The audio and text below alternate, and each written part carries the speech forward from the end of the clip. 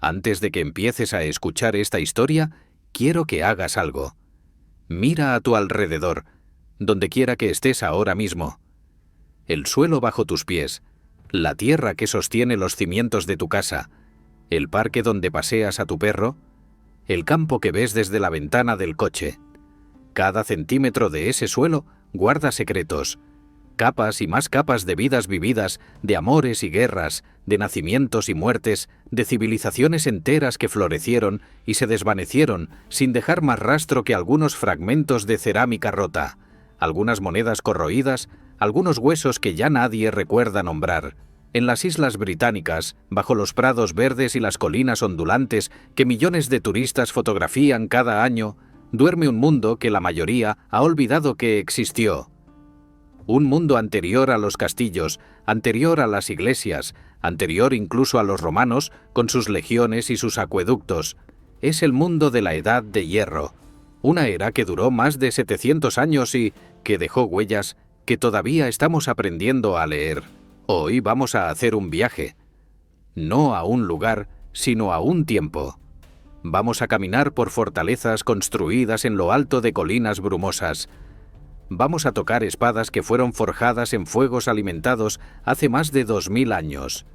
Vamos a mirar a los ojos de guerreros cuyos cuerpos fueron preservados por los pantanos que los recibieron como ofrendas a dioses olvidados. Y vamos a hacernos preguntas que no tienen respuestas fáciles. ¿Quiénes eran estas personas que llamamos celtas? ¿Cómo vivían, amaban, morían? ¿Qué creían? ¿Qué temían?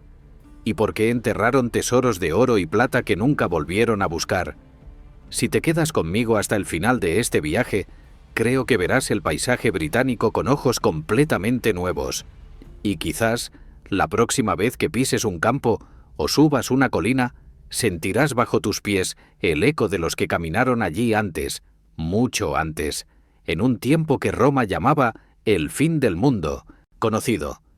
Si este tipo de historias te atrapa, si te gusta sumergirte en mundos perdidos mientras te relajas con una taza de té o conduces a casa después del trabajo, te invito a que te suscribas al canal, actives la campanita para no perderte futuros viajes y me dejes un comentario contándome qué civilización antigua te gustaría explorar en el próximo episodio.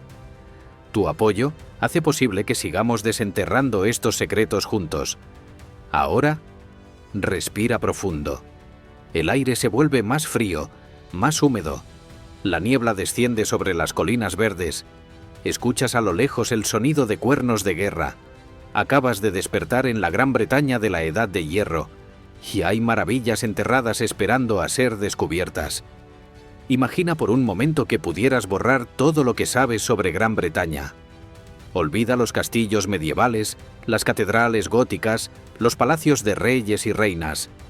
Retrocede más allá de los legionarios romanos marchando por calzadas de piedra.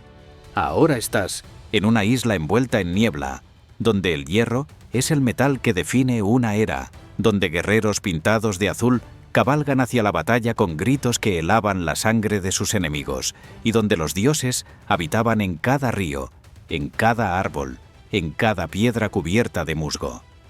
Esta es la Gran Bretaña de la Edad de Hierro, un mundo que existió durante más de 700 años antes de que el primer soldado romano pusiera pie en sus costas, y cuyos secretos permanecieron enterrados bajo campos de cultivo y colinas silenciosas durante milenios. Para entender este mundo, primero debemos situarnos en el tiempo. La Edad de Hierro británica comenzó aproximadamente en el año 800 antes de nuestra era, cuando el conocimiento de la metalurgia del hierro llegó a la isla desde el continente europeo. No fue una revolución repentina. El bronce siguió usándose durante generaciones, pero gradualmente el hierro lo reemplazó para herramientas y armas.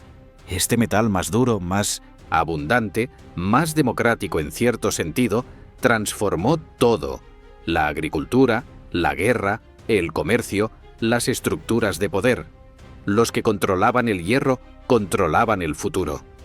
La población de la isla en esa época es difícil de calcular con precisión, pero los arqueólogos estiman que hacia el final de la Edad de Hierro, justo antes de la conquista romana del año 43 de nuestra era, vivían en Britania entre 2 y 4 millones de personas.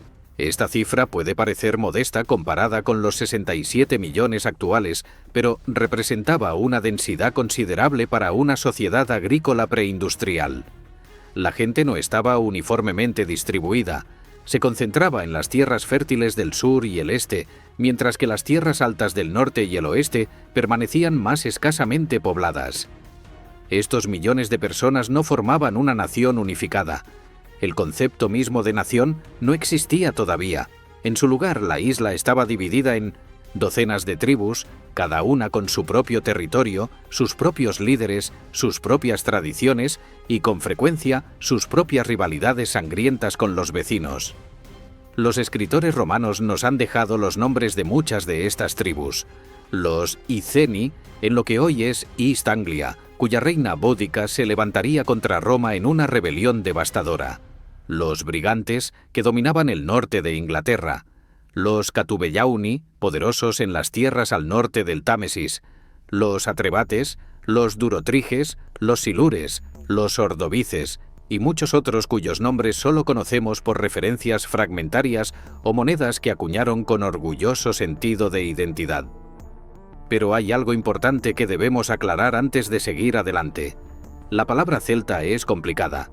Durante mucho tiempo, los historiadores y arqueólogos asumieron que todos estos pueblos compartían una cultura, una lengua y posiblemente un origen común que llamaban celta. La realidad es más matizada. Sabemos que hablaban lenguas emparentadas, parte de la familia lingüística celta que incluye el galés, el gaélico irlandés y el bretón modernos. Sabemos que compartían ciertos estilos artísticos, ciertas prácticas religiosas, ciertos tipos de objetos, pero también sabemos que había enormes diferencias regionales y que la idea de una identidad celta unificada probablemente habría sido tan extraña para ellos como lo sería para nosotros si alguien agrupara a españoles, italianos, franceses y rumanos bajo una sola etiqueta cultural simplemente porque todos hablan lenguas romances.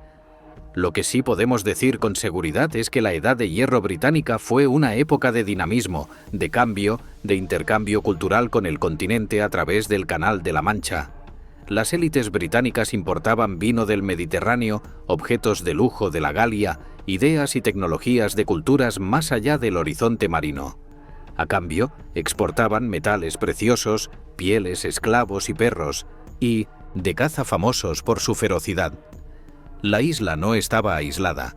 Era el extremo occidental de una red de comercio y comunicación que se extendía hasta el Mediterráneo oriental.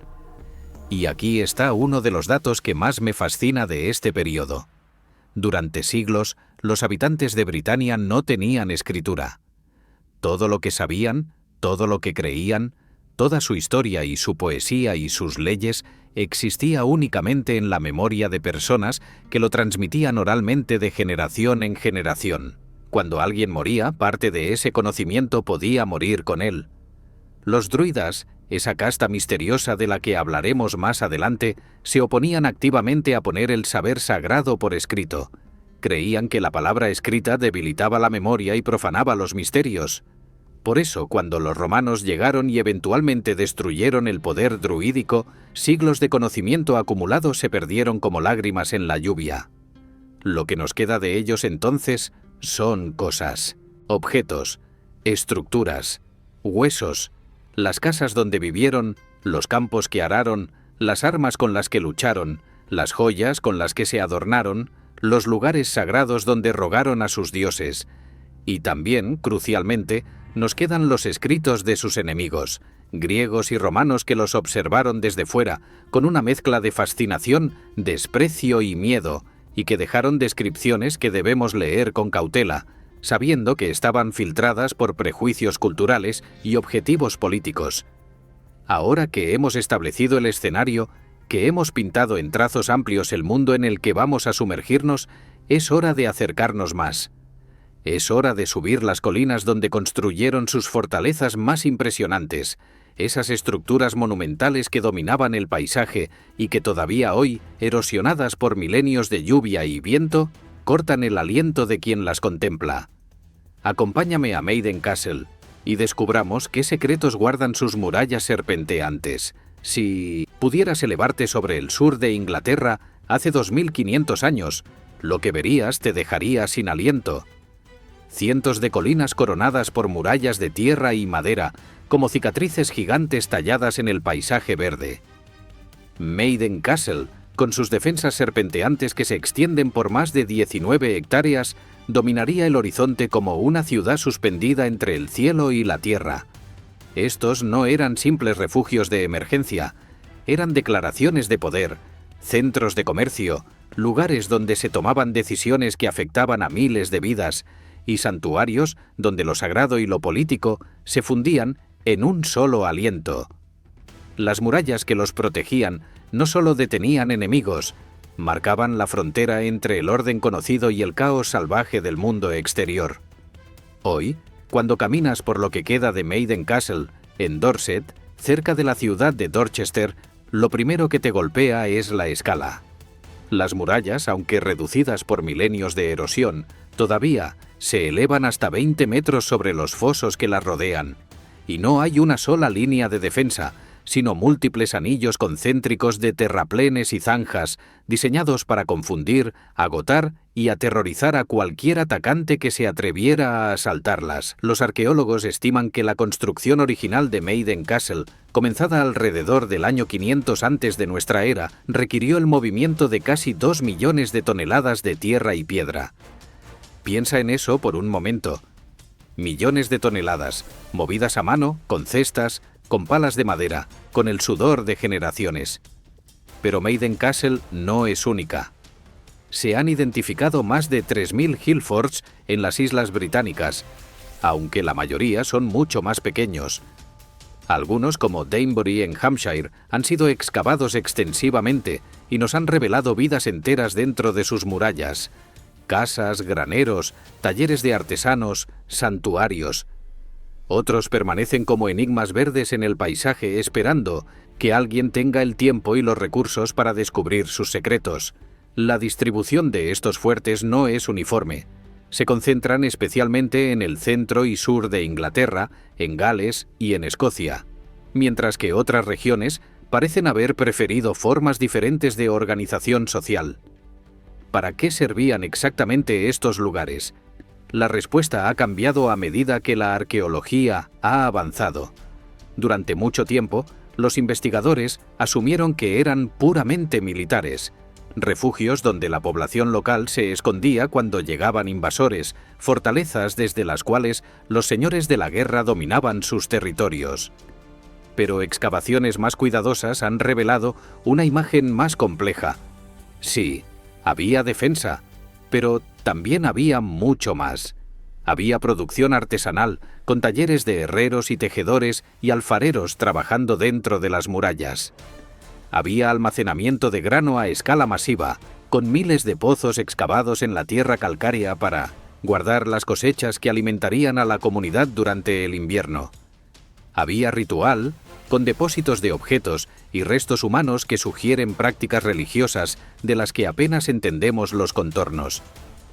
Déjame describir lo que verías si pudieras transportarte a un Hillfort activo en su apogeo, digamos, el año 200 antes de nuestra era. La entrada principal, diseñada como un laberinto defensivo, te obligaría a caminar en zigzag entre murallas, expuesto a los defensores que te observarían desde arriba con lanzas y hondas preparadas. Una vez dentro, encontrarías calles de tierra apisonada bordeadas por casas circulares, sus techos cónicos de paja tan densos que ni la lluvia más fuerte los penetraba. El humo de docenas de hogares se elevaría hacia el cielo, mezclándose con el olor de animales, de comida cocinándose, de metal caliente del taller del herrero. En algún lugar del recinto, posiblemente en el centro o en un lugar elevado, encontrarías un espacio abierto donde se reunía la comunidad para resolver disputas, celebrar festivales, escuchar las palabras de los jefes y los druidas. Los fosos que rodeaban estos fuertes merecen mención especial. No eran simples zanjas, eran barreras monumentales que podían tener más de 10 metros de ancho y 5 de profundidad, con paredes empinadas diseñadas para ser imposibles de escalar bajo el fuego de los defensores.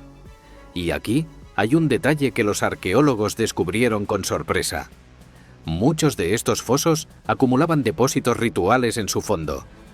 Cuerpos de animales, a veces cuerpos humanos, objetos de metal, vasijas de cerámica, todo depositado intencionalmente a lo largo de generaciones.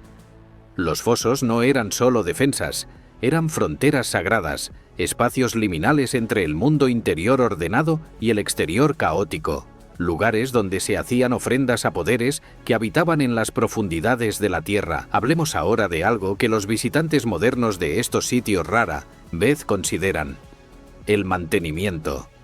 Estas estructuras no se construían una vez y se abandonaban. Las murallas de tierra y madera requerían reparación constante. La erosión, las raíces de los árboles, las madrigueras de animales, todo conspiraba para degradar las defensas. Los arqueólogos han encontrado evidencia de que algunas murallas fueron reconstruidas completamente varias veces a lo largo de siglos, cada reconstrucción a veces mayor y más elaborada que la anterior. Esto sugiere que los hill forts no eran solo prácticos, eran símbolos de estatus, competencia entre comunidades vecinas por demostrar quién podía construir las defensas más impresionantes, quién podía movilizar más mano de obra, quién era más poderoso. Y aquí está el giro sorprendente que la arqueología reciente ha revelado. Hacia el final de la Edad de Hierro, justo en los siglos antes de la llegada romana, muchos de estos hill forts fueron abandonados o reducidos dramáticamente en importancia. En 1900, su lugar surgieron nuevos tipos de asentamientos: óppida, ciudades amuralladas mucho más grandes y con evidencia de planificación urbana, comercio a larga distancia, acuñación de moneda. Lugares como Camulodunum, lo que hoy es Colchester, o Verulamium, cerca de la moderna St. Albans. El poder estaba cambiando, concentrándose en menos manos, preparando el escenario para los reinos más organizados que los romanos encontrarían cuando finalmente cruzaran el canal. Pero no todos los hill forts fueron abandonados pacíficamente. Maiden Castle muestra las cicatrices de una violencia terrible. En las excavaciones realizadas por Mortimer Wheeler en los años 30 del siglo XX, se descubrió un cementerio de guerra justo fuera de la entrada principal. Cuerpos de hombres con heridas de espada en los cráneos, puntas de ballesta romanas todavía incrustadas en las vértebras, esqueletos que hablaban de una batalla desesperada y una derrota brutal. Esto probablemente ocurrió durante la conquista romana del año 43 de nuestra era, cuando las legiones del emperador Claudio barrieron el sur de Britania. Los defensores de Maiden Castle, a pesar de sus formidables murallas, no pudieron resistir contra el poder organizado de Roma. La imagen de esos cuerpos, enterrados apresuradamente por los vencedores o por los supervivientes derrotados, me persigue. Nos recuerda que detrás de las estadísticas arqueológicas, detrás de los fragmentos de cerámica y las puntas de lanza oxidadas, había personas reales. Personas que amaban a sus familias, que temían a la muerte, que lucharon hasta el final por defender su hogar contra invasores de un mundo que no podían comprender del todo. Sus murallas cayeron, pero sus huesos quedaron, y ahora, 2000 años después, podemos al menos darles algo que se acerca al testimonio. Y hablando de armas y batallas, es hora de adentrarnos en el mundo de los guerreros de la Edad de Hierro, porque si los hill forts nos hablan de comunidades defendiendo su territorio, las armas que han sobrevivido nos hablan de algo más personal, del honor individual, del coraje, del arte de la guerra como forma de vida. Hay algo hipnótico en una espada de hierro forjada hace más de 2000 años. Cuando la luz toca su superficie oscurecida por el tiempo, puedes casi sentir el peso de las manos que la empuñaron, el calor del fuego donde fue creada, el silencio tenso antes del primer golpe en batalla. Los celtas de la Edad de Hierro británica no solo fabricaban armas, creaban extensiones del alma del guerrero. Cada espada tenía nombre, cada escudo contaba una historia. Cada lanza había sido bendecida por rituales que hoy apenas podemos imaginar. Arqueólogos han desenterrado cementerios enteros donde los guerreros descansan junto a sus armas, como si el viaje al más allá requiriera las mismas herramientas que el viaje por la vida. Y lo que estas tumbas nos revelan es una cultura donde el honor, la valentía y la muerte formaban un triángulo inseparable. Las espadas de la Edad de Hierro británica tienen una evolución fascinante que los expertos han rastreado a lo largo de siglos. Las más antiguas, del período Hallstatt, eran relativamente cortas, diseñadas principalmente para apuñalar en el combate cuerpo a cuerpo. Pero a medida que avanzaba la era, las hojas se alargaron, se volvieron más elegantes, optimizadas para el corte devastador desde el lomo de un caballo o desde la plataforma de un carro de guerra. Algunas de estas espadas miden más de 80 centímetros de hoja, equilibradas perfectamente para que un guerrero pudiera blanquear círculos de acero mortal a su alrededor sin agotar su brazo prematuramente. Pero no eran solo funcionales, eran hermosas. Los herreros celtas decoraban las empuñaduras con patrones geométricos, espirales, formas abstractas que fluían como el agua o se retorcían como serpientes. Las vainas que protegían las hojas eran obras de arte en sí, mismas, hechas de bronce o hierro, grabadas con diseños que los estudiosos todavía luchan por interpretar. Algunos parecen representar animales estilizados, quizás criaturas míticas o tótems del clan al que pertenecía el guerrero. Otros muestran patrones que podrían ser mapas del cosmos celta, representaciones del mundo de los dioses superpuesto al mundo de los mortales.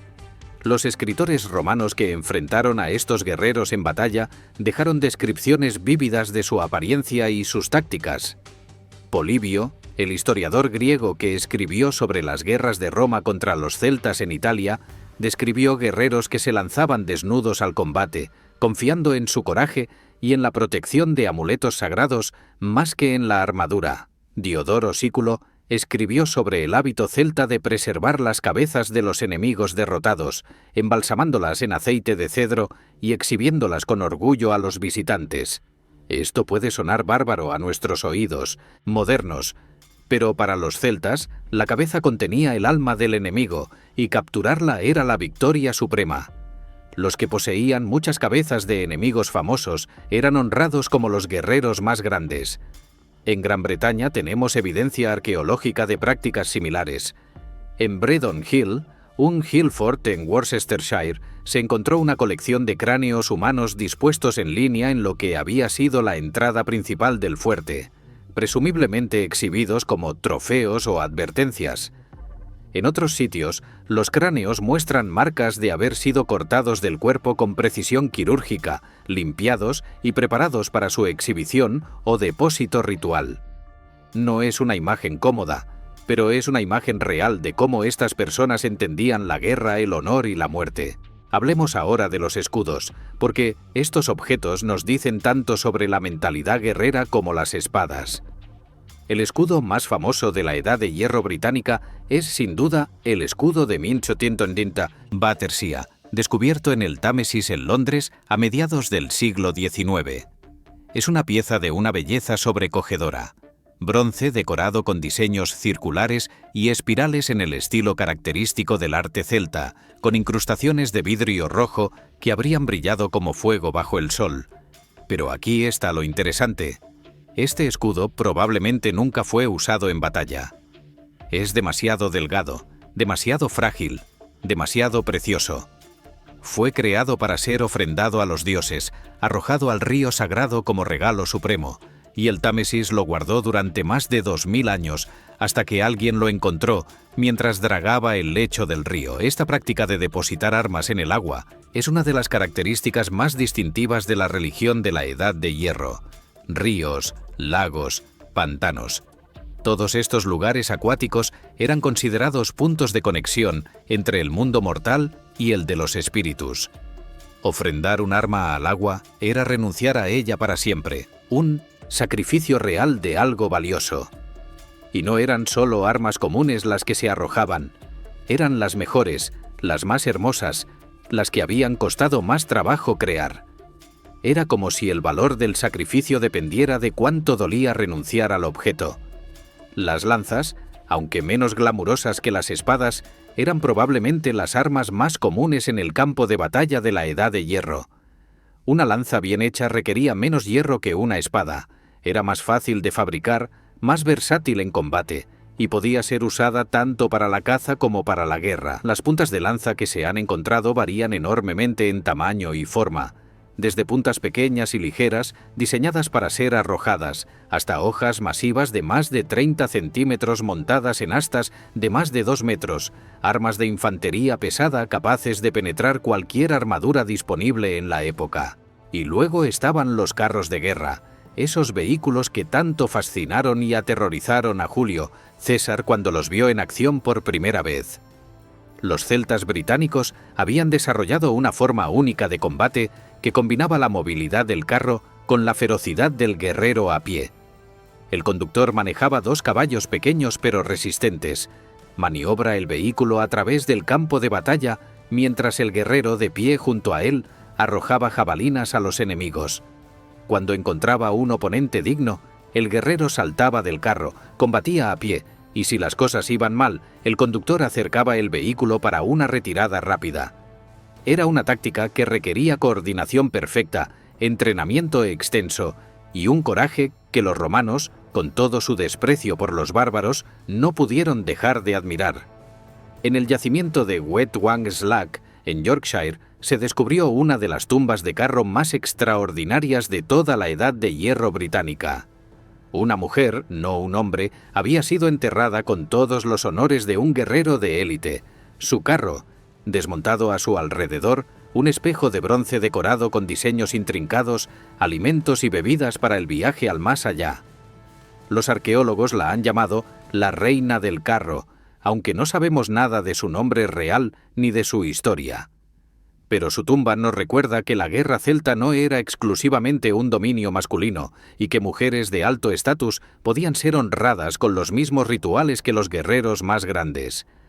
Esta imagen del guerrero celta, feroz, honorable, adornado con torques de oro y pintado con diseños azules de glasto, vivió durante siglos solo en las páginas de los escritores antiguos. Pero los descubrimientos arqueológicos del siglo XX y XXI han transformado esa imagen literaria en algo tangible. Ahora podemos tocar las espadas que estos guerreros empuñaron, podemos estudiar los cráneos que exhibieron, podemos reconstruir los carros en los que cabalgaron hacia la batalla. Y con cada nuevo hallazgo, la línea entre mito y realidad se desdibuja un poco más, revelando una cultura guerrera de una sofisticación y complejidad que los romanos, a pesar de su arrogancia cultural, supieron reconocer y temer. Pero los guerreros, con toda su gloria, representaban solo una pequeña fracción de la sociedad de la Edad de Hierro. Para cada espada enterrada con un noble, hay miles de herramientas agrícolas oxidadas en campos olvidados. Para cada tumba de carro, hay miles de cuerpos sin nombre enterrados sin ningún ajuar. Es hora de que dejemos los campos de batalla y visitemos otro tipo de tesoro, los depósitos rituales donde estas personas enterraron su riqueza más preciada y nunca volvieron a buscarla. En 1950, un granjero de Snettisham, en Norfolk, estaba arando su campo cuando su tractor golpeó algo metálico. Lo que emergió de la tierra cambiaría para siempre nuestra comprensión de la Gran Bretaña antigua. Más de 170 torques de oro y plata, brazaletes, monedas y lingotes, y enterrados intencionalmente hace más de 2000 años. Pero aquí está el misterio que mantiene despiertos a los arqueólogos. Nadie volvió a buscar este tesoro. Fue abandonado bajo la tierra, ofrecido quizás a dioses cuyo nombre hemos olvidado, o escondido en un momento de crisis tan devastador que ningún superviviente quedó para recuperarlo. Los depósitos rituales de la Edad de Hierro nos confrontan con una pregunta incómoda. ¿Qué clase de fe o desesperación lleva a una cultura a enterrar su riqueza más preciada sin intención de recuperarla jamás? El tesoro de Snettisham es el más famoso, pero está lejos de ser único. A lo largo de las islas británicas se han encontrado cientos de depósitos similares, colecciones de objetos de metal, a veces armas, a veces joyas, a veces monedas, enterradas juntas en circunstancias que sugieren que nunca fueron destinadas a ser recuperadas. Algunos fueron depositados en pantanos o arrojados a ríos y lagos. Otros fueron enterrados en pozos excavados específicamente para recibirlos. Unos pocos fueron colocados en las murallas o entradas de Hill Forts, como si la riqueza enterrada protegiera mágicamente el lugar. En todos los casos, el patrón es el mismo. Objetos valiosos, cuidadosamente seleccionados, permanentemente removidos de la circulación humana. Para entender por qué harían esto, tenemos que pensar de manera diferente sobre la riqueza. En nuestra economía moderna, acumulamos dinero para gastarlo eventualmente o para dejarlo a nuestros herederos. El valor de un objeto se mide por lo que podemos intercambiar por él. Pero en muchas sociedades antiguas, incluyendo la de la Edad de Hierro británica, la riqueza tenía funciones adicionales. Podía ser ofrendada a los dioses como forma de asegurar su favor, de agradecerles por bendiciones recibidas, de pedirles protección en tiempos de peligro. Los dioses, después de todo, merecían los mejores regalos, y qué mejor regalo que el oro más puro, las joyas más hermosas, las armas más finas. Déjame describirte el gran torque de Snettisham, la pieza central del tesoro de Norfolk. Pesa poco más de 1 kilogramo de oro puro, casi 24 quilates. Está formado por 8 alambres de oro retorcidos juntos en una espiral apretada, terminando en 2 elaborados terminales decorados con patrones curvilíneos típicos del arte celta tardío. Cuando lo ves en persona, en la vitrina del Museo Británico donde ahora reposa, es difícil no imaginar el cuello del líder o la líder que lo portó. Este no era un objeto utilitario. Era un símbolo supremo de poder, quizás pasado de generación en generación dentro de una familia real, quizás un regalo diplomático de otra tribu, quizás el botín de una guerra olvidada. Y, sin embargo, alguien decidió enterrarlo, separarlo para siempre del mundo de los vivos. Pero no todos los depósitos eran tan espectaculares. En muchos sitios se han encontrado colecciones más modestas, unas pocas monedas, un brazalete roto, las piezas de un arnés de caballo. Estos hallazgos sugieren que la práctica de depositar ofrendas no estaba limitada a las élites. Personas de todos los niveles sociales participaban, cada uno según sus medios. Un granjero que enterraba su único brazalete de bronce estaba haciendo un sacrificio proporcionalmente tan grande como un rey que ofrendaba un torque de oro. Los dioses presumiblemente lo entendían. Hay otra posibilidad que debemos considerar, una que no excluye la explicación religiosa pero la complica. Algunos de estos depósitos pueden haber sido escondites de emergencia, tesoros enterrados por personas que huían de algún desastre, invasión, plaga o conflicto interno con la intención de volver a recuperarlos cuando la situación se calmara. El hecho de que nunca lo hicieran nos dice algo sombrío. Las personas que enterraron estos tesoros no sobrevivieron para volver. El depósito, pensado como medida temporal, se convirtió en tumba permanente de la riqueza de una familia, un clan, quizás una tribu entera. Los arqueólogos han desarrollado métodos sofisticados para distinguir entre depósitos rituales y escondites de emergencia, aunque la línea entre ambos puede ser borrosa. Los depósitos rituales tienden a estar ubicados en lugares con significado sagrado conocido, manantiales, cruces de caminos, límites de territorios. Los objetos a menudo están deliberadamente dañados o rotos, como si se quisiera matarlos simbólicamente, liberando su espíritu para que viajara al mundo de los dioses. Los escondites de emergencia, en cambio, suelen contener objetos intactos, guardados para uso futuro que nunca llegó. Pero incluso esta distinción es problemática, porque no sabemos con certeza cómo pensaban las personas de la Edad de Hierro sobre estas cuestiones. Quizás para ellos no había separación clara entre proteger la riqueza de los enemigos y ofrendársela a los dioses. En Fiskerton, Lincolnshire, los arqueólogos descubrieron algo extraordinario. Una antigua pasarela de madera construida sobre un pantano, con depósitos rituales a lo largo de su recorrido. Durante varios siglos, desde aproximadamente el 400 hasta el 100 antes de nuestra era, las personas caminaron por esta pasarela y arrojaron ofrendas al agua oscura a ambos lados. Se han recuperado espadas, lanzas, escudos, hoces, partes de ruedas de carro, huesos de animales y humanos. La madera de la pasarela, preservada por las condiciones anaeróbicas del pantano, ha sido datada con precisión mediante dendrocronología, el estudio de los anillos de crecimiento de los árboles. Sabemos que las reparaciones se hacían regularmente, que el lugar fue utilizado por generaciones, que era un punto central de la vida religiosa de la comunidad local. Y sin embargo, cuando los romanos llegaron, el lugar fue abandonado, la pasarela se hundió en el barro y todo fue olvidado hasta que los tractores modernos empezaron a dragar el pantano. Hay algo profundamente conmovedor en estos depósitos, no solo por la belleza de los objetos, aunque esa belleza es innegable.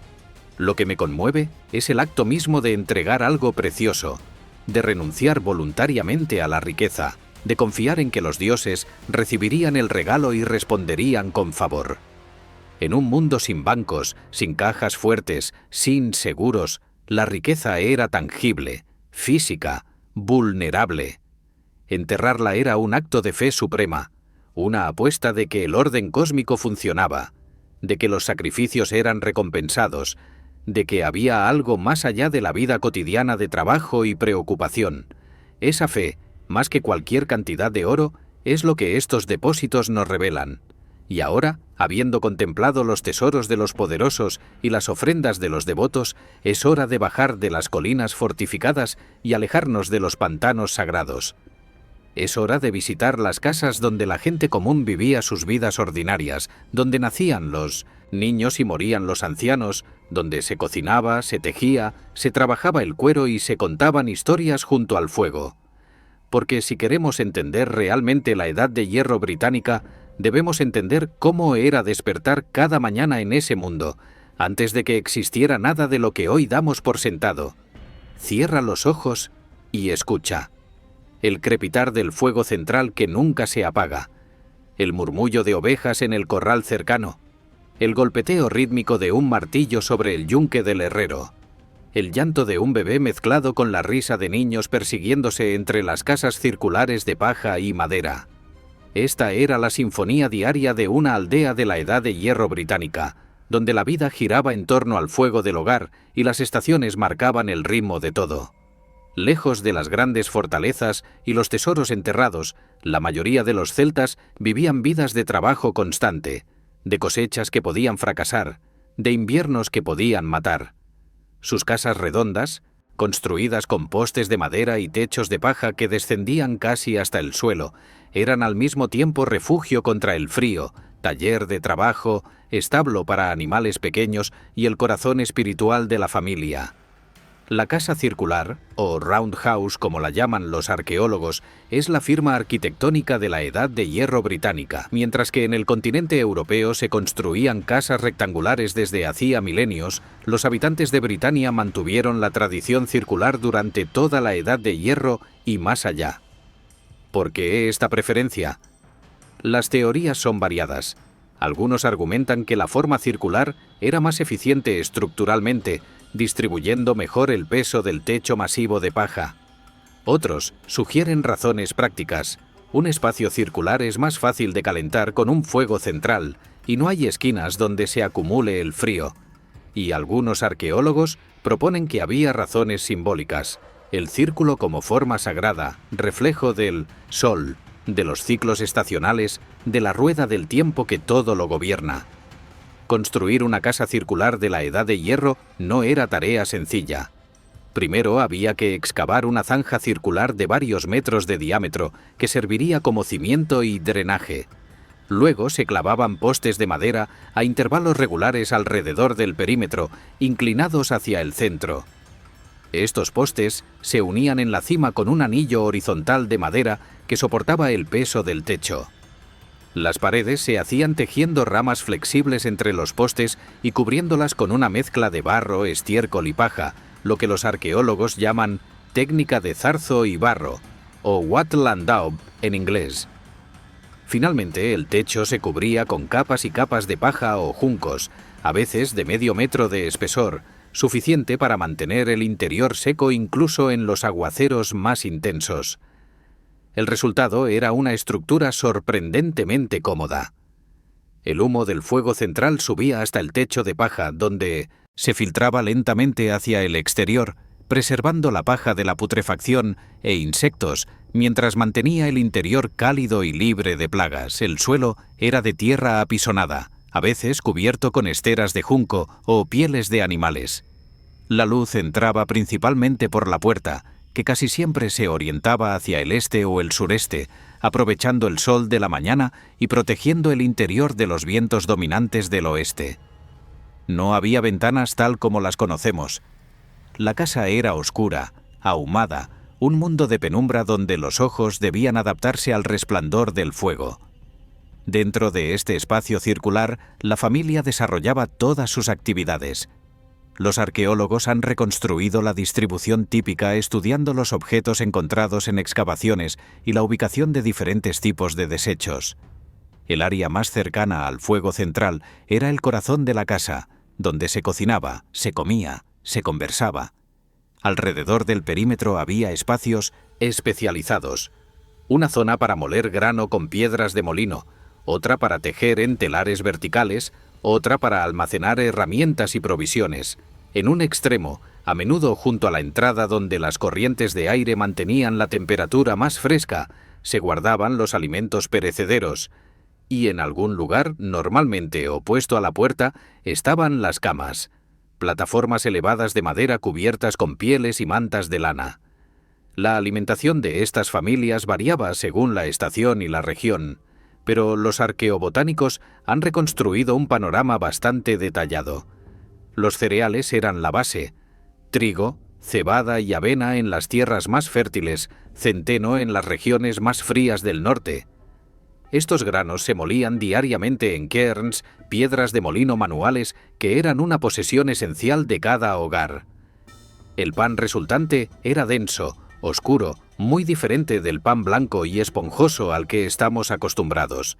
Se complementaba con legumbres, habas y guisantes principalmente, verduras de huerto como coles y cebollas y frutas silvestres recolectadas en los bosques cercanos, moras, frambuesas, manzanas silvestres, endrinas.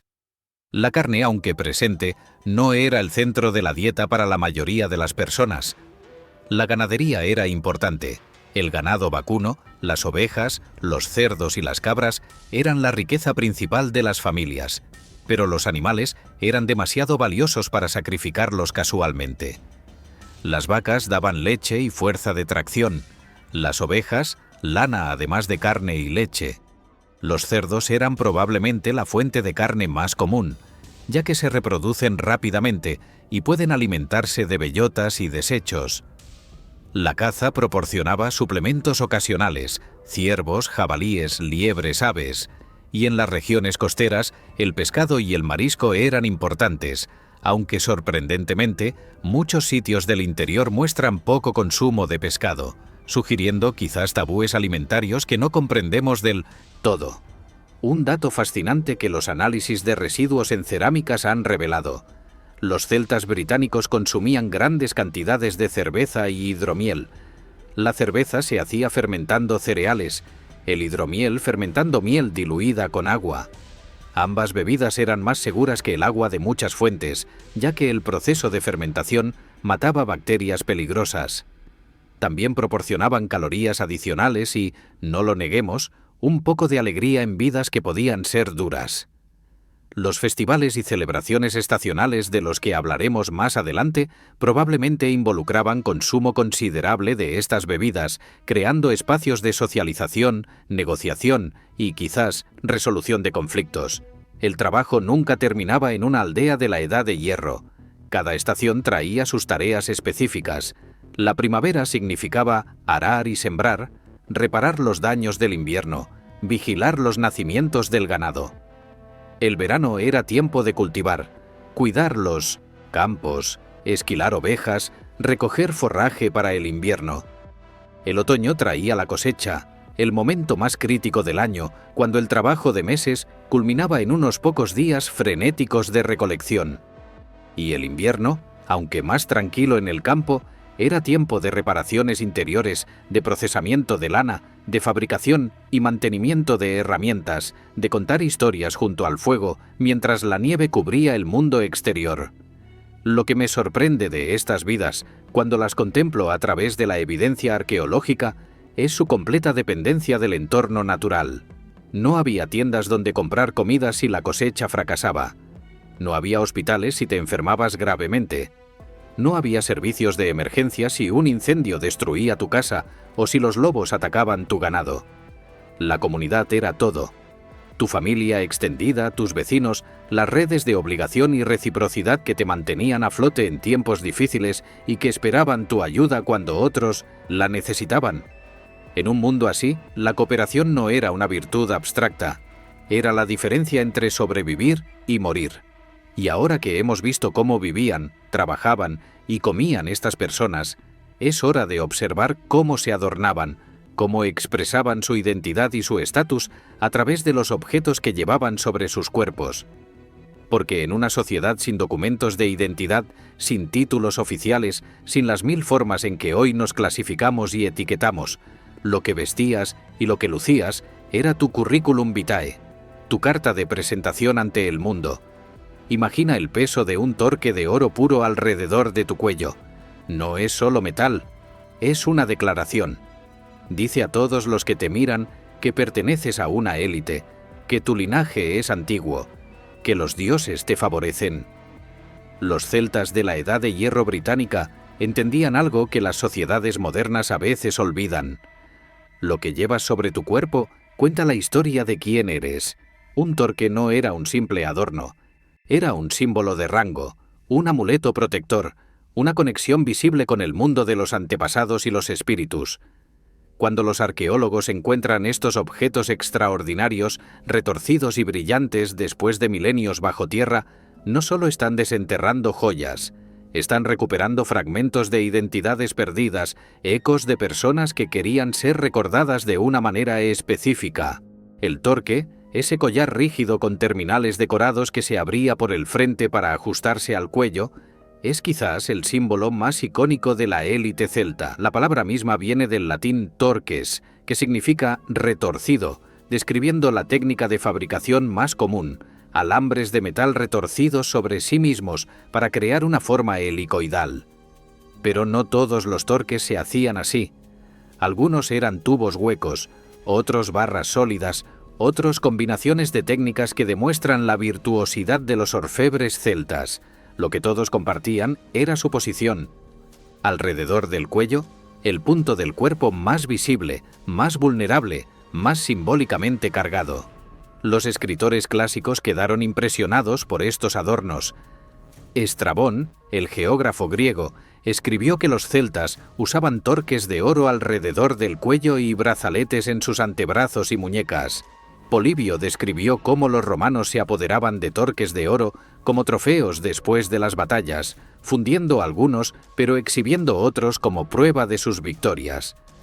El torque era tan central a la identidad guerrera celta que los romanos, irónicamente, comenzaron a otorgar torques como condecoraciones militares a sus propios soldados que mostraban especial valentía, una forma de honrar a los vencidos adoptando sus símbolos. Pero los torques eran solo la pieza más espectacular de un repertorio mucho más amplio de adornos personales. Los brazaletes, usados tanto por hombres como por mujeres, venían en infinitas variedades, sólidos o huecos, de oro, plata o bronce, lisos o decorados con los característicos patrones curvilíneos del arte celta. Los anillos para los dedos eran menos comunes, pero existían, a menudo decorados con motivos geométricos o representaciones estilizadas de animales.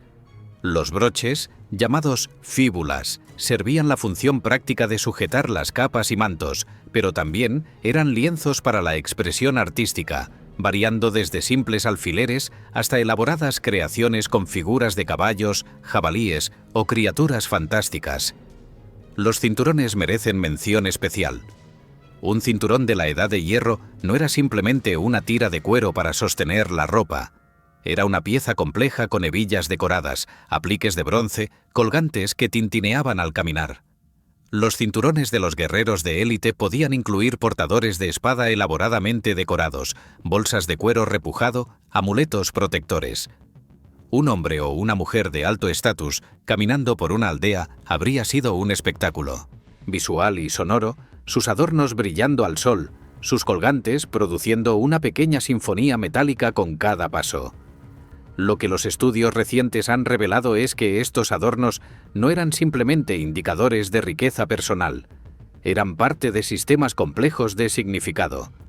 Ciertos estilos de fíbulas aparecen solo en ciertas regiones, sugiriendo que funcionaban como marcadores de identidad tribal. Algunos tipos de torques se encuentran casi exclusivamente en contextos masculinos, otros en femeninos, indicando que el género se expresaba a través de la joyería. Y los patrones decorativos, esas espirales hipnóticas y esas curvas entrelazadas que reconocemos como arte celta, probablemente tenían significados que hemos perdido para siempre, referencias a mitos, a genealogías, a afiliaciones religiosas que no podemos recuperar sin los textos que nunca se escribieron. Hay un hallazgo que me fascina particularmente. En Wetwang, en Yorkshire, la tumba de la llamada Reina del carro que mencionamos antes contenía un espejo de bronce de una belleza extraordinaria. El reverso del espejo está decorado con un diseño abstracto que parece fluir como agua, con patrones que se repiten y transforman según el ángulo desde el que los mires. Los expertos en arte celta han estudiado este espejo durante décadas, tratando de descifrar su iconografía. Algunos ven referencias a la luna y sus fases, otros interpretan los patrones como representaciones del flujo de la energía vital o del paso entre mundos. Lo único que sabemos con certeza es que este objeto era profundamente personal, que fue creado para una persona específica, con un estatus específico, y que ella lo eligió para acompañarla en su último viaje. La producción de estas joyas requería habilidades especializadas que no todos poseían. Los orfebres celtas eran maestros del metal, capaces de técnicas que todavía hoy asombran a los expertos. El gran torque de Snettisham, por ejemplo, está hecho de 8 alambres de oro soldados tan perfectamente que las uniones son casi invisibles. Los terminales que decoran sus extremos fueron fundidos usando la técnica de la cera perdida, un proceso que requiere crear un modelo en cera, cubrirlo con arcilla, calentar el conjunto para derretir la cera y luego verter oro líquido en el molde resultante. Un error en cualquier paso arruinaba horas o días de trabajo. Estos artesanos eran figuras importantes en sus comunidades, poseedores de conocimientos transmitidos de maestro a aprendiz, quizás investidos de cierta aura sagrada por su capacidad de transformar la materia bruta en objetos de poder y belleza. Y aquí hay un dato que muchos encuentran sorprendente. La Gran Bretaña de la Edad de Hierro no tenía minas de oro significativas. El oro que se usaba para fabricar estos tesoros tenía que venir de algún otro lugar. De Irlanda, donde sí había oro nativo, o del continente europeo, a través de redes comerciales que conectaban la isla con el mundo mediterráneo. Esto significa que cada gramo de oro en un torque británico había viajado cientos o miles de kilómetros antes de llegar a las manos del orfebre que lo transformaría. El oro era, literalmente, riqueza importada, su valor aumentado por la distancia que había recorrido, por los intercambios y negociaciones que habían permitido su viaje. Cuando contemplamos estas joyas en las vitrinas de los museos, bañadas en luz artificial y protegidas por cristal blindado, es fácil olvidar que una vez estuvieron vivas, que el calor de cuerpos humanos las calentó, que el sudor las manchó, que los ojos de amigos y enemigos las observaron con admiración o envidia, que las manos de los muertos las llevaron a sus tumbas o las arrojaron a los ríos. Eran extensiones de sus dueños, partes de identidades que ahora solo podemos intentar reconstruir a partir de fragmentos. Pero los adornos contaban solo parte de la historia. Para comprender realmente las creencias de la Edad de Hierro, debemos adentrarnos en territorio más oscuro, más inquietante. Debemos visitar los pantanos donde los cuerpos humanos fueron depositados como ofrendas, conservados durante milenios con expresiones que parecen hablar desde el pasado.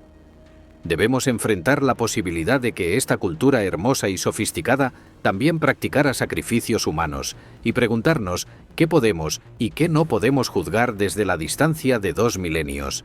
Hay lugares en las islas británicas donde la tierra y el agua se confunden, donde los pantanos guardan secretos que preferirían permanecer ocultos.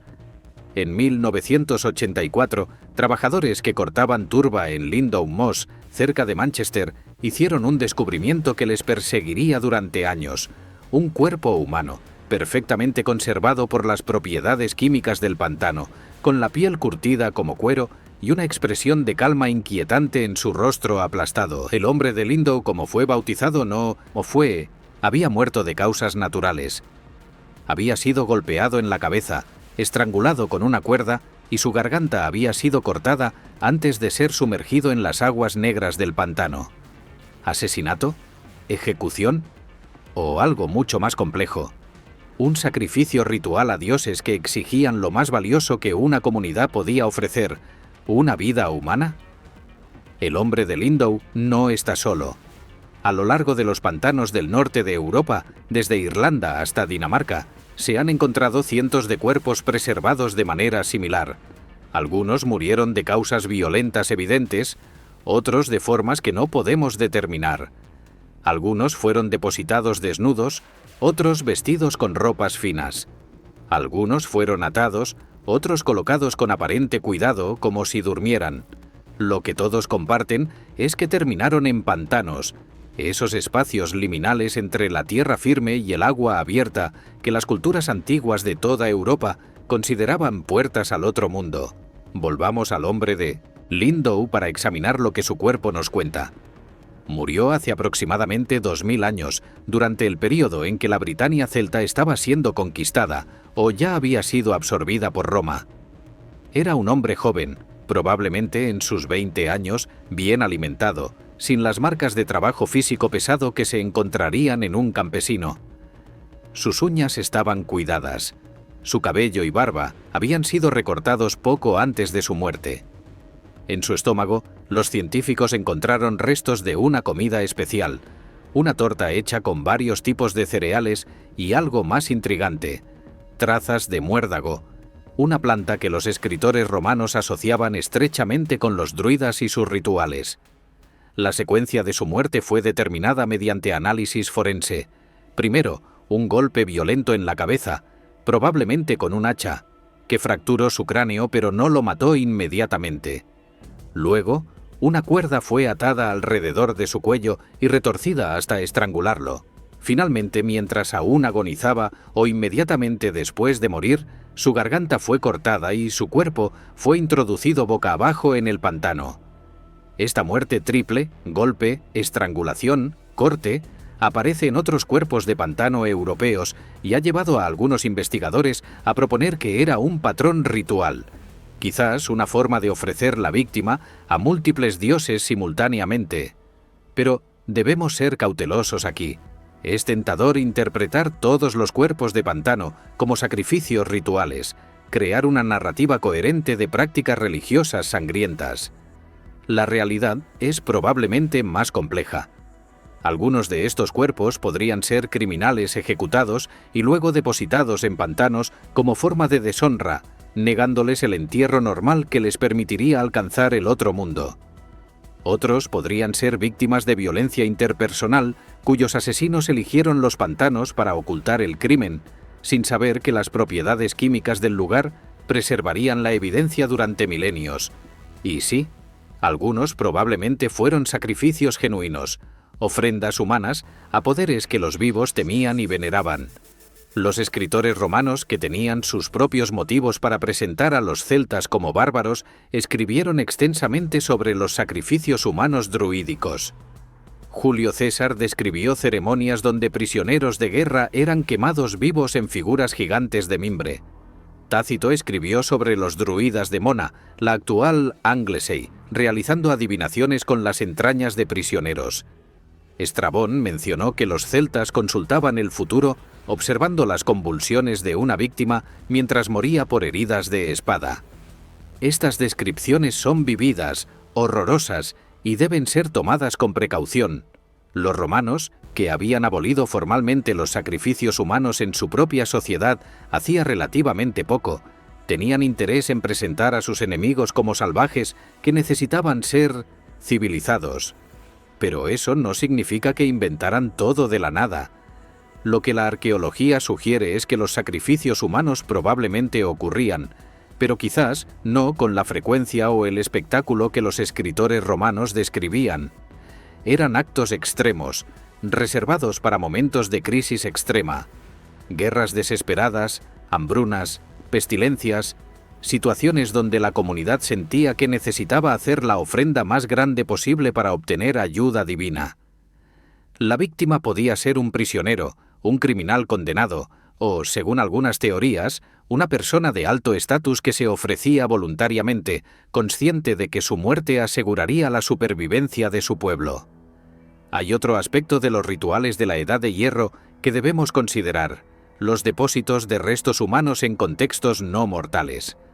En muchos hillforts y asentamientos se han encontrado huesos humanos mezclados con basura doméstica, enterrados en pozos de almacenamiento vacíos, colocados en los cimientos de edificios o murallas.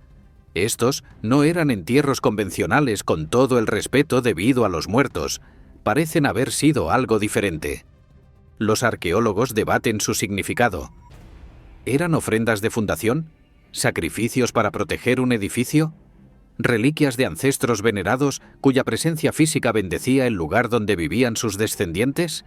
¿O simplemente indicadores de una actitud hacia los restos humanos muy diferente de la nuestra, donde los huesos podían ser redistribuidos, compartidos, usados de maneras que nos parecen perturbadoras?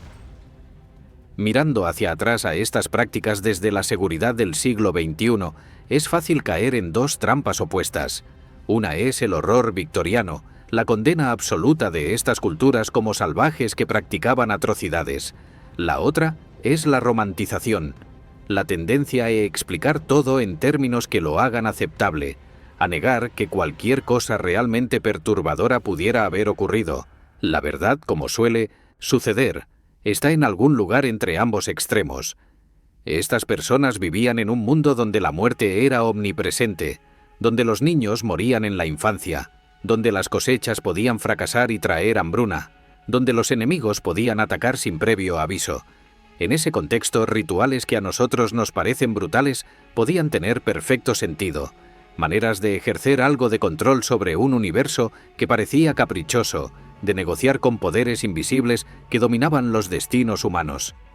La próxima vez que pasees por un paraje pantanoso, por un río tranquilo, por un manantial que brota entre rocas cubiertas de musgo, recuerda que para nuestros ancestros de la Edad de Hierro, estos no eran simples accidentes geográficos, eran portales, fronteras entre mundos, lugares donde lo sagrado irrumpía en lo cotidiano. Y algunos de ellos guardan todavía los cuerpos de quienes cruzaron esa frontera de la manera más definitiva posible. Hablando de lo sagrado, hay un grupo de personas cuya influencia sobre la religión y la sociedad de la Edad de Hierro ha fascinado a generaciones: los druidas. Es hora de separar lo poco que sabemos de lo mucho que imaginamos sobre estos guardianes del saber oculto. De todas las figuras de la Edad de Hierro británica, ninguna ha capturado tanto la imaginación como los druidas. Y sin embargo, ninguna permanece tan envuelta en misterio. No dejaron textos escritos. Su conocimiento era oral, transmitido de maestro a alumno a lo largo de años de memorización rigurosa. Lo que sabemos de ellos proviene casi exclusivamente de escritores romanos que los veían como enemigos, como bárbaros peligrosos cuyo poder sobre las tribus celtas debía ser destruido.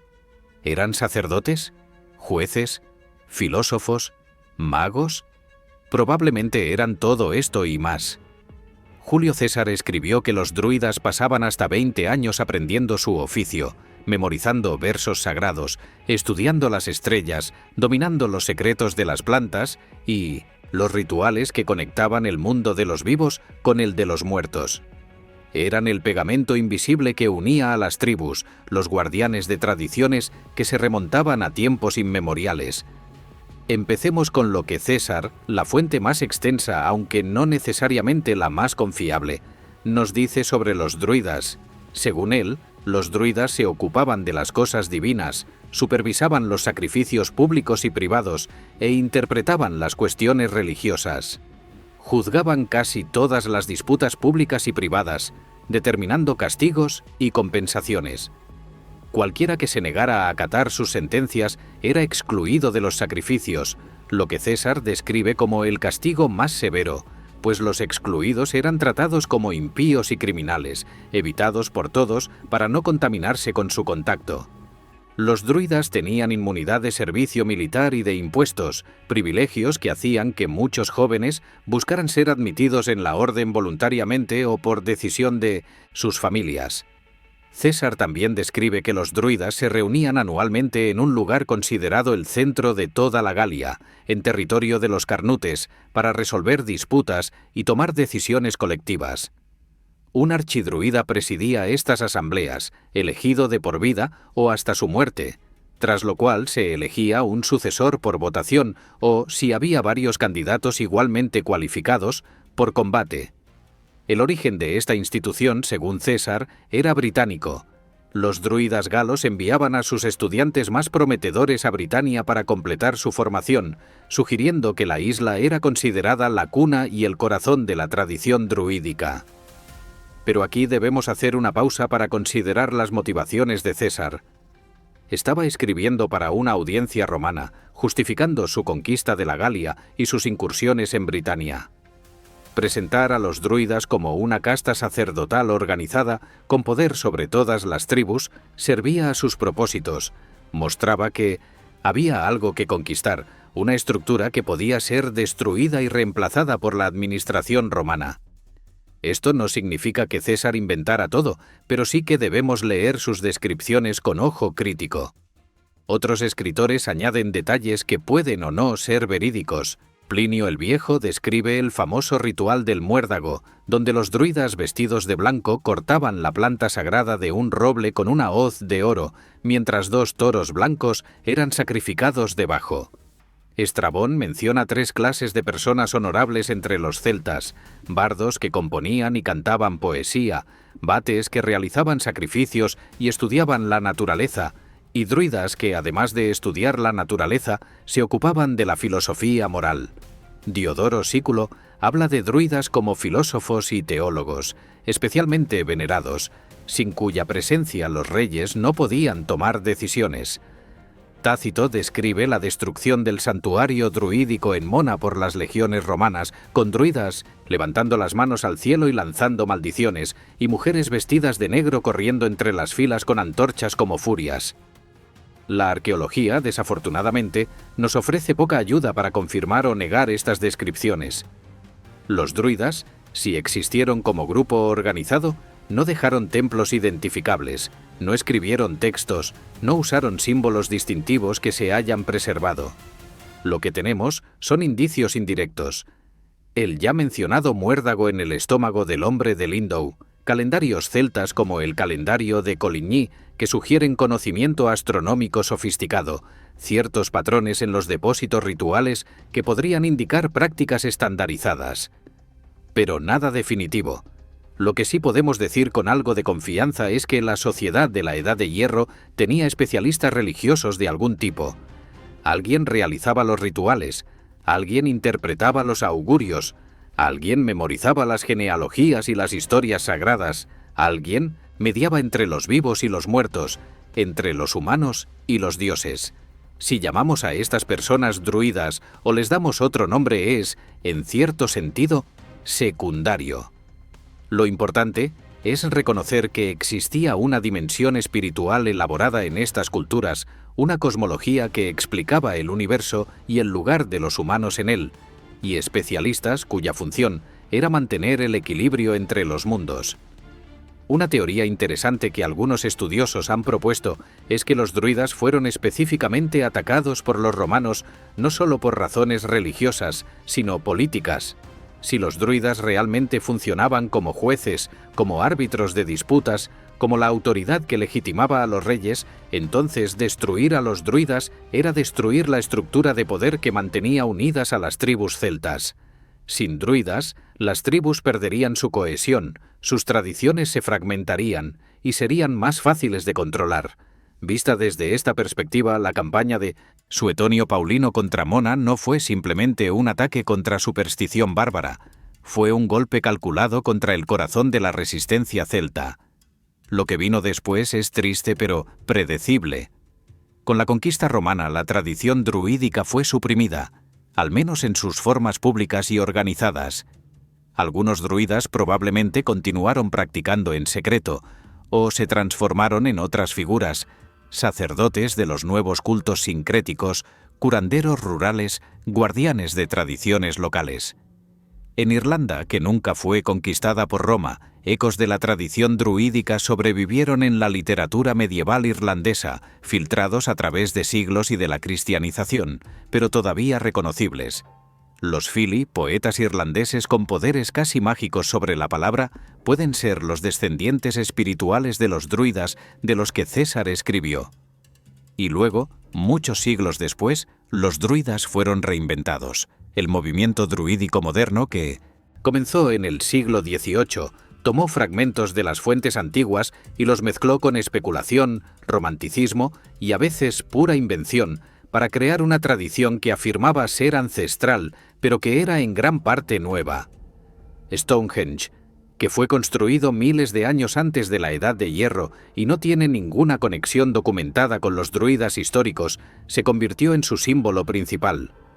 Los druidas de túnicas blancas que celebran el solsticio de verano entre los megalitos son una creación moderna, no una supervivencia antigua, aunque eso no disminuye necesariamente el significado que estas prácticas tienen para quienes las realizan. Entre el silencio de los druidas históricos y el ruido de sus reinventores modernos, la verdad permanece escurridiza. Quizás eso es apropiado. El conocimiento druídico, después de todo, estaba diseñado para ser secreto, para ser transmitido solo a los iniciados, para resistir la curiosidad de los no iluminados. En cierto sentido, los druidas lograron lo que se propusieron. Protegieron sus misterios tan bien que nadie, ni entonces ni ahora, puede estar completamente seguro de lo que sabían. Pero mientras los druidas guardaban sus secretos, el mundo a su alrededor estaba a punto de cambiar para siempre. Más allá del Canal de la Mancha, Roma crecía, se expandía, miraba hacia las islas del norte con ojos calculadores. Es hora de hablar del choque de civilizaciones que terminó con la Edad de Hierro británica y comenzó algo completamente nuevo. El año 55 antes de nuestra era, algo apareció en el horizonte del Canal de la Mancha que los habitantes de la costa sur de Britania nunca habían visto. 80 naves de guerra romanas, sus velas hinchadas por el viento, sus cubiertas repletas de legionarios con armaduras brillantes. Julio César había llegado, no para conquistar, sino para explorar, para castigar a las tribus que habían ayudado a sus enemigos en la Galia, y quizás para buscar las legendarias perlas y el estaño que hacían famosa a esta isla en los confines del mundo conocido. Lo que encontró lo sorprendió. Guerreros feroces en carros de guerra, tácticas que sus legiones nunca habían enfrentado, y una resistencia que lo obligó a retirarse 2 veces antes de que Roma volviera casi un siglo después para quedarse. El choque entre estos dos mundos, el celta y el romano, transformaría la isla para siempre. Pero muchas de las maravillas de la Edad de Hierro ya estaban siendo enterradas, olvidadas bajo las nuevas ciudades y caminos que Roma construiría sobre las cenizas de una cultura que se negó a desaparecer por completo. La primera expedición de César a Britania fue, según sus propias memorias de la Guerra de las Galias, un desastre casi completo. Las naves romanas, diseñadas para el Mediterráneo, no estaban preparadas para las mareas violentas del Canal de la Mancha. Los caballos de la caballería llegaron tarde. Los guerreros britanos, en sus carros ligeros, hostigaban a los legionarios desde el momento en que pisaban la playa, retirándose antes de que pudieran formar en línea de batalla. César logró establecer una cabeza de playa, ganar algunas escaramuzas, recibir rehenes de algunas tribus cercanas, pero una tormenta destruyó gran parte de su flota y lo obligó a regresar a la Galia antes de que el invierno cerrara los mares. Al año siguiente, en el 54 antes de nuestra era, César volvió con una fuerza mucho mayor, 500 naves, 5 legiones, 2000 jinetes.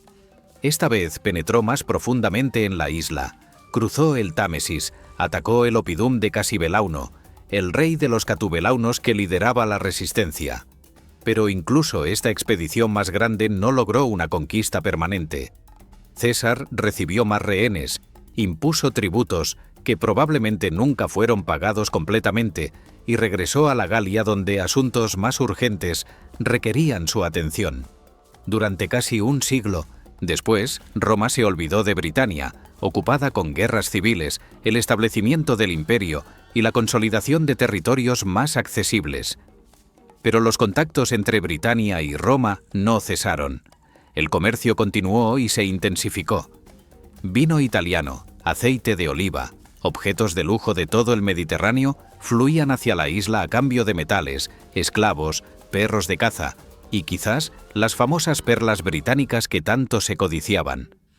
Algunas élites britanas adoptaron costumbres romanas, acuñaron monedas con inscripciones latinas, importaron cerámica fina para sus banquetes. Otras se resistieron a la influencia extranjera, mantuvieron las tradiciones de sus antepasados, miraron con desconfianza a sus vecinos que se romanizaban. La isla estaba cambiando incluso antes de que las legiones volvieran. Cuando finalmente volvieron, en el año 43 de nuestra era, lo hicieron para quedarse. El emperador Claudio, necesitado de una victoria militar que legitimara su gobierno inesperado, ordenó la invasión de Britania. 4 legiones y una cantidad igual de tropas auxiliares, quizás 40.000 hombres en total, cruzaron el canal bajo el mando de Aulo Plaucio. La resistencia inicial fue feroz pero fragmentada. Las tribus britanas no pudieron unirse contra el enemigo común. Viejas rivalidades, compromisos previos con Roma, oportunismo, todo conspiraba contra una defensa coordinada. En pocas semanas, el sureste de la isla estaba bajo control romano. Claudio mismo vino a Britania para presidir la toma de Camulodunum, la capital de los catubelaunos, llegando con elefantes de guerra, un espectáculo diseñado para impresionar tanto a los britanos como al Senado en Roma. 11 reyes britanos se sometieron sin batalla, según la inscripción triunfal que Claudio erigió en Roma.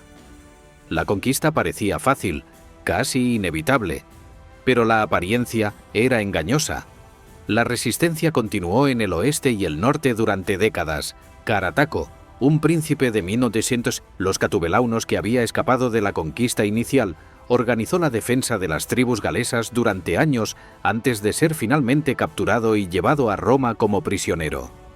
Boudica, reina de los Icenos, lideró una rebelión devastadora en el año 60 de nuestra era que destruyó 3 ciudades romanas y mató, según las fuentes antiguas, a 70.000 personas antes de ser aplastada.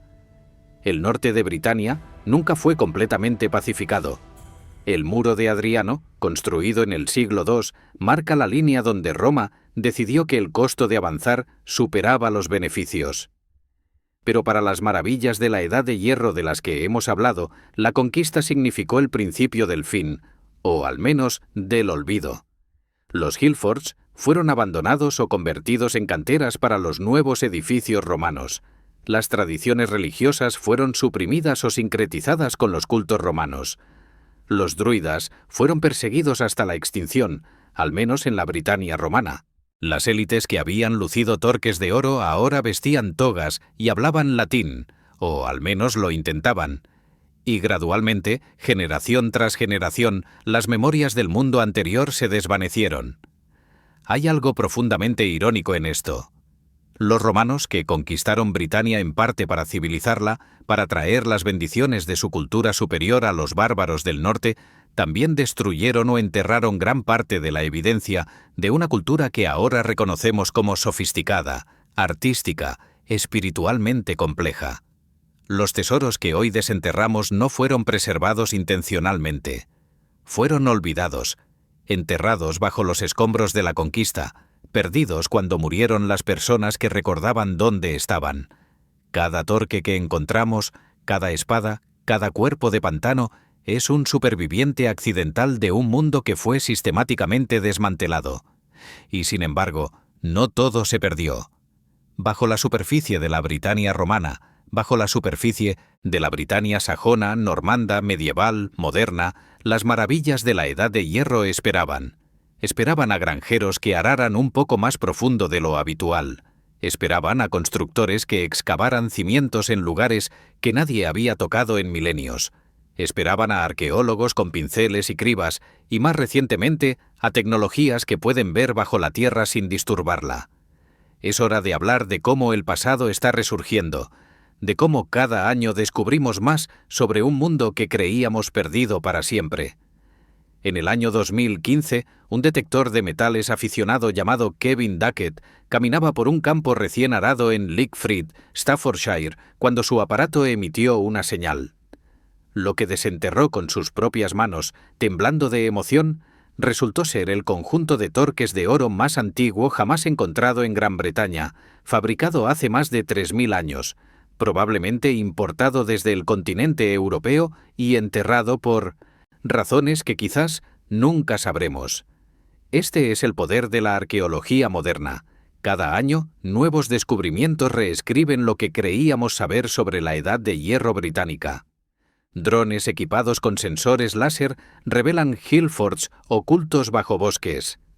Análisis de ADN antiguo trazan migraciones que ocurrieron hace milenios, y tecnología de imágenes tridimensionales permite reconstruir rostros de personas que murieron siglos antes de Cristo. El pasado no está muerto, solo estaba esperando a que desarrolláramos las herramientas para escucharlo. La transformación de la arqueología británica en las últimas décadas ha sido extraordinaria. Cuando Mortimer Wheeler excavó Maiden Castle en los años 30, sus métodos, aunque avanzados para su época, serían considerados casi brutales hoy. Grandes áreas fueron despejadas rápidamente, capas de contexto destruidas en la prisa por llegar a los hallazgos espectaculares. Los registros fotográficos eran limitados. Muchos objetos pequeños fueron pasados por alto.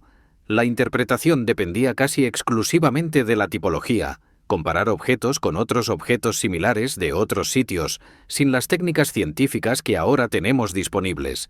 Comparemos esto con una excavación moderna. Antes siquiera de que la primera palada de tierra sea removida, el sitio ha sido escaneado con radar de penetración terrestre, que puede detectar estructuras enterradas sin disturbarlas. Drones han tomado fotografías aéreas que revelan patrones invisibles desde el suelo, marcas de cosecha donde la vegetación crece diferente sobre antiguas zanjas o muros, diferencias sutiles de color que indican actividad humana. Si el sitio parece prometedor, un equipo de especialistas, no solo arqueólogos, sino también botanistas, zoólogos, químicos, expertos en datación, se reúne para planificar una estrategia. La excavación misma procede centímetro a centímetro. Cada capa documentada fotográficamente, cada objeto registrado con coordenadas tridimensionales precisas. La tierra excavada pasa por cribas para recuperar semillas, fragmentos de hueso, trozos microscópicos de cerámica. Muestras de suelo se guardan para análisis posteriores que pueden revelar presencia de sangre, grasa, pigmentos, sustancias que dejaron marcas químicas hace milenios. Cuando se encuentra un objeto significativo, se extrae con su bloque de tierra circundante para ser excavado en condiciones controladas de laboratorio. Y los análisis que ahora podemos realizar sobre los objetos recuperados habrían parecido magia a los arqueólogos de hace un siglo. La datación por radiocarbono permite determinar cuándo murió un organismo vivo, un trozo de madera, un hueso, restos de comida en una vasija, con precisión de décadas. El análisis de isótopos estables en huesos y dientes humanos puede revelar qué comía una persona durante su vida y, crucialmente, de dónde venía geográficamente el agua que bebía, permitiéndonos rastrear migraciones individuales. El ADN antiguo, una técnica que hace apenas 30 años era ciencia ficción, ahora permite reconstruir linajes familiares, determinar el sexo de individuos cuyos restos están demasiado fragmentados para análisis visual e incluso identificar enfermedades que padecieron personas que murieron hace miles de años. Un ejemplo del poder de estas técnicas. En 2010, investigadores extrajeron ADN del hombre de Cheddar, un esqueleto de más de 9000 años encontrado en una cueva de Somerset. Luego compararon ese ADN con el de residentes actuales del área. Encontraron a un hombre, Adrian Target, profesor de historia local, cuyo ADN mitocondrial, la línea materna directa, coincidía con el del hombre de Cheddar. 9000 años de descendencia ininterrumpida, viviendo en la misma región, una conexión entre el presente y un pasado casi inimaginablemente remoto. Para la Edad de Hierro específicamente, estas técnicas han revolucionado nuestra comprensión. Los análisis de ADN han revelado que la población de Britania en este período no era homogénea. Había mezcla significativa con gentes del continente, sugiriendo migración continua a través del Canal de la Mancha. Los análisis de isótopos han demostrado que algunos individuos enterrados en sitios británicos pasaron su infancia en regiones tan lejanas como el Mediterráneo o Escandinavia. Los estudios de residuos orgánicos en cerámica han revelado qué cocinaban y comían, incluyendo la primera evidencia directa de consumo de productos lácteos en la isla. Y no son solo las técnicas de laboratorio las que han avanzado. La arqueología comunitaria ha transformado quién puede participar en el descubrimiento del pasado. Los detectores de metales aficionados, una vez vistos con sospecha por los profesionales, ahora son aliados valiosos.